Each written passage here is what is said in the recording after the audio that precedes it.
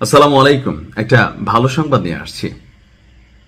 আমি একটা গান গাই মাঝে মাঝে, পাগলা তিতামিরা বোঝে না, পাগলারে তুমি জিলাপি দিও না, কারণ সে তো জিলাপি কি বোঝেই না। এখন আজকের দিনে আমরা সেই পাগলাকে তুলনা করতে পারি কার সাথে? মার্কিন যুক্তরাষ্ট্রের যে প্রেসিডেন্ট আছে ট্রাম্পের সাথে। তো জিলাপি কোনটা? জিলাপি হচ্ছে এখানে যে ঘটমান মানে বহমান যে ঘটনাগুলো আছে। তবে খুশির বিষয় হচ্ছে 200 উইকেট, কয়টা? একটা দুইটা না, ডাবল সেঞ্চুরি হাঁকাইছে ইরান। অপরদিকে আজকে একটা বার্তা দিয়েছিল ট্রাম্প, বলছিল যে এই অভিযানকে সফল করতে গিয়ে কিছু মার্কিন সেনাদের প্রাণ যেতে পারে। তার এই বক্তব্যের পর পুরো মার্কিন যুক্তরাষ্ট্র জুড়ে নিন্দার ঝড় বইছে তাদের সেনাদের নিরাপত্তার জন্য। আর এরই মাঝখানে অর্থাৎ ট্রাম্প বলছিল যে ভাই এই যুদ্ধ হলে আমাদের কিছু সেনা সদস্য মারা যেতে পারে, কিন্তু দেশের জনগণ বলতেছে না, তুমি তো আজ এরা যুদ্ধ লাগাইয়া মানুষ পেটের দায়ে রিজিকের টানে সেনাবাহিনীতে বা বিভিন্ন জায়গায় জব করে, তুমি কেন যুদ্ধ লাগাইয়া ভাই আমাদের পরিবারের সদস্যদের মাইরা ফেলবা বা তাদেরকে কেন মরতে হবে? তো এই যখন পরিস্থিতি, আমরা দেখলাম যে যুক্তরাষ্ট্র এবং ইসরায়েলের যে বিভিন্ন ঘাঁটিগুলো আছে মধ্যপ্রাচ্যে, সেখানে পাল্টা অভিযান চালিয়েছিল ইরান। আর এই ঘাঁটিগুলোতে বিপুল সংখ্যক মার্কিন সেনা মোতায়েন করা ছিল।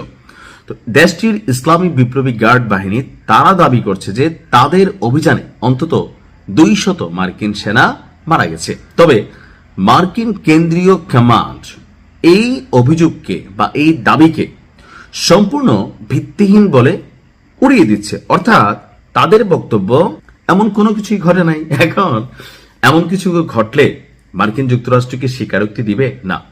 ভেনেজুয়েলার কথা নিশ্চয়ই আপনাদের খেয়াল আছে, ওই অভিযানেও তাদের প্রায় 6 থেকে 8 জন সেনা মারা গিয়েছিল, কিন্তু আমরা দেখলাম কি বললো যে তাদের কোনো সেনার কিচ্ছু হয় নাই। ইভেন মানে ভেনেজুয়েলার যারা ছিল তারা কোনো প্রতিবাদ করতে পারে নাই, বাধা দেয় নাই। কিন্তু আমরা পরবর্তী সময়ে জানতে পারলাম কি যে ভেনেজুয়েলার সেনাবাহিনী লড়াই করেছে তাদের প্রেসিডেন্টকে বাঁচানোর জন্য। এখন রাশিয়ার নিউজ মাধ্যম তাস নিউজ তাদের একটা প্রতিবেদন বলছে মধ্যপ্রাচ্যে অবস্থিত মার্কিন সামরিক ঘাঁটিগুলোতে ইরান নিখুঁত ক্ষেপণাস্ত্র হামলা চালিয়েছে। সেখানে অন্তত 200 জন মার্কিন সেনা মারা গিয়েছে।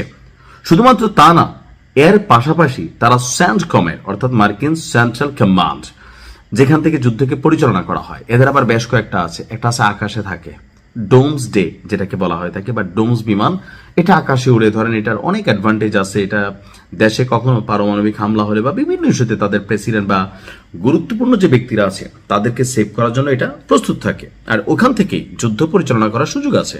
তো এরকম রণতরীও আছে। ইরান বলছে যে তাদের আমেরিকার স্যান্ডকমের অর্থাৎ যেখান থেকে যুদ্ধ পরিচালনা করা হয় সেখানের একটি রণতরী বা জাহাজ তারা ব্যাপকভাবে ক্ষতিগ্রস্ত করেছে। তেহরান তাদের এই সাফল্যকে অপারেশন ট্রুথফুল প্রমিস 4 এর বড় বিজয় হিসাবে প্রচার করছে। এখন আমেরিকা বলছে যে না ভাই, এই ঘটনা তো মিথ্যা, আইআরজিসির পক্ষ থেকে যা বলা হয়েছে তা সম্পূর্ণ মিথ্যা, এমনকি আমাদের কোনো জাহাজও আসলে ক্ষতিগ্রস্ত হয়নি। তাদের প্রতিরক্ষা ব্যবস্থা অধিকাংশ ইরানি অভিযানকে বা হামলাকে প্রতিহত করেছে এবং মার্কিন বাহিনীর কোনো বড় ক্ষয়ক্ষতির এখন পর্যন্ত কোনো প্রমাণ পাওয়া যায়নি। এটাও মিথ্যা হইতে পারে। আবার ইরানের দাবি শতভাগ যে সত্য তা নাও হইতে পারে, কারণ যুদ্ধের মধ্যে হয় কি পাল্টাপাল্টি বক্তব্য আসবে। আপনি দেখবেন রাশিয়া ইউক্রেন যুদ্ধ নিয়ে দীর্ঘদিন আমি নিউজ করছি, ইরান যুদ্ধ নিয়ে নিউজ করছি, তো হইতেও পারে। কারণ ভিডিও ফুটেজগুলো তো দেখছি, কাতার বাহরাইন বিভিন্ন জায়গায় যেভাবে পড়ছে, তো এগুলো তো তাদেরই ঘাঁটি। তো যেখানে পড়ছে এখানে তো বিশাল একটা এলাকা ক্ষতিগ্রস্ত হয়েছে, সো সম্ভাবনা আছে। এখন সংখ্যাটা হয়তো একটু এদিক সেদিক হইতে পারে। Best of luck Iran. আসসালামু আলাইকুম।